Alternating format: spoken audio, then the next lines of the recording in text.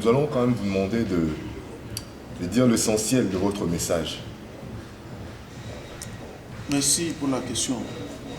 Et Dieu nous a parlé en 78 concernant notre pays, l'ex-Zaïre.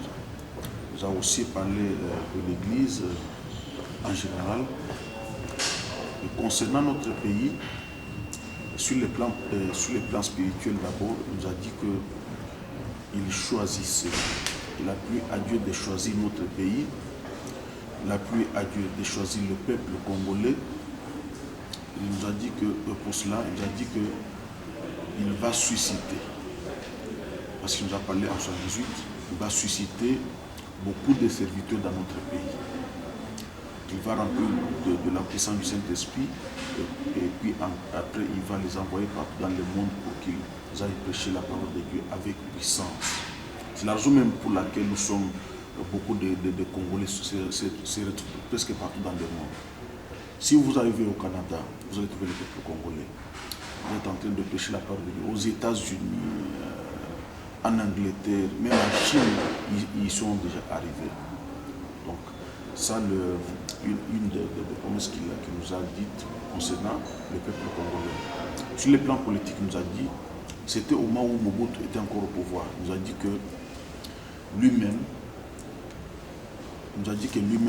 devait, le temps venu, mettre de côté le président Mobutu et il mettrait à la tête de notre pays un autre chef, un autre président. Une personne qu'il connaît lui-même, qu'il a choisi.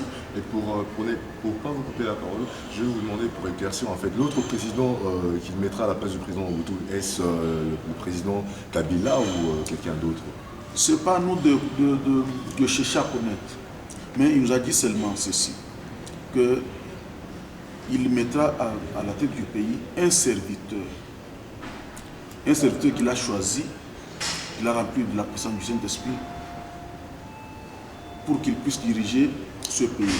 Et avec lui, il va choisir aussi beaucoup d'autres serviteurs qui seront ensemble avec la personne qui va diriger. C'est comme ça que nous n'avons pas à savoir si c'est le président Kabila ou si c'est une autre personne, mais ce que nous voulons savoir, c'est que Dieu mette à la tête de notre pays un chef qui connaît le Seigneur. C'est lui qu'on appelle serviteur de Dieu. C'est une personne qui connaît vraiment le Seigneur, qui conduit le peuple selon la parole de Dieu. C'est comme ça que nous connaissons. Il conduit le peuple selon la parole de Dieu, selon la volonté de Dieu. En fait, pour préciser pour les téléspectateurs, vous étiez à combien lorsque vous avez reçu le message? Vous étiez à 20, à 10, à 15? Non, nous étions 4 personnes seulement au début, en 78, nous étions 4. Ouais. Donc vous êtes apôtre du ministère comme vous avez reçu le message, si j'ai bien compris. En fait, nous allons passer à la question suivante. Comment voyez-vous ce message aujourd'hui par rapport au Congo et au reste du monde?